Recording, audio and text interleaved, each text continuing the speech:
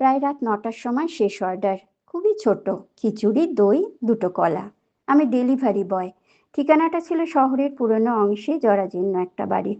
৩ তলা অবধি সিঁড়ি উঠে গেছে। আমি দরজায় বেল দিলাম। একজন বৃদ্ধা দরজা খুললেন।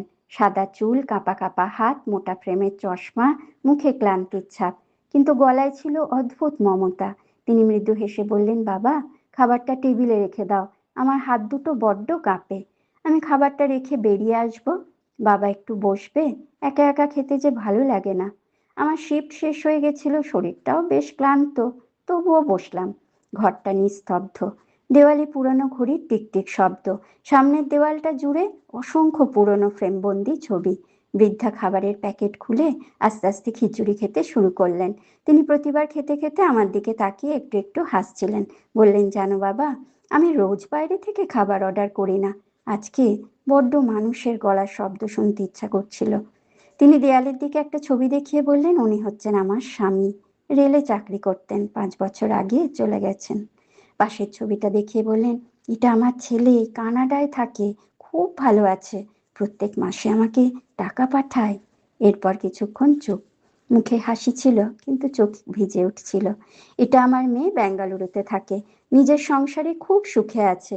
থাকুক না, সন্তানরা যদি উঠতেই না শেখে তাহলে এত কষ্ট করে মানুষ করলাম কেন? কথাগুলো বলতে বলতে তার গলা কাঁপছিল। অভিযোগ ছিল না, শুধু একটা গভীর শূন্যতা। হঠাৎ আমাকে জিজ্ঞেস করলেন, তোমার মা আছে? বাবা, হ্যাঁ আছে। প্রতিদিন ফোন করো? আমি চুপ করে গেলাম। সত্যি বলতে কয়েকটা দিন বাড়িতে আর ফোন করা হয়নি।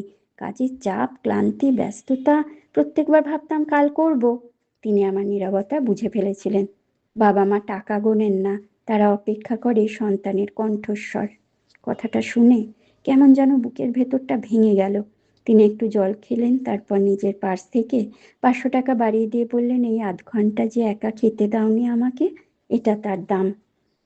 আমি তাড়াতাড়ি বললাম, না না, এটা আমি নিতে পারবো না। তিনি বললেন, নাও, তুমি শুধু আজ আমার খাবার নিয়ে আসোনি, আমাকে সঙ্গ দিয়েছ। আমি নিয়ে হাতেই টাকাটা ধরে রইলাম। আবার বৃদ্ধা বললেন, বাবা, আজ রাতে মাকে অবশ্যই ফোন করে নিও। সেদিন রাতে বিল্ডিংয়ের নিচে নেমে আগে মাকে ফোন করলাম। ওদিক থেকে মা বলে উঠল, এখন ফোন করলে? সব ঠিক আছে তো বাবু? আমার গলা ধরে এলো। হ্যাঁ মা, তোমার কথা শুনতে ইচ্ছা করছিল। মা বলল, খেয়েছিস তো? রাস্তার ধারে দাঁড়িয়ে আমি কান্নায় ভেঙে পড়লাম। তারপর থেকে আমি প্রতিদিন মাকে ফোন করতে শুরু করি। আর শুধু মাকেই নয়, প্রতিটা ডেলিভারি আমার কাছে শুধু আর অর্ডার রইল না, আমার কাছে তা কাউকে একটু নিশ্চিন্তি স্বস্তি দেওয়ার পথ।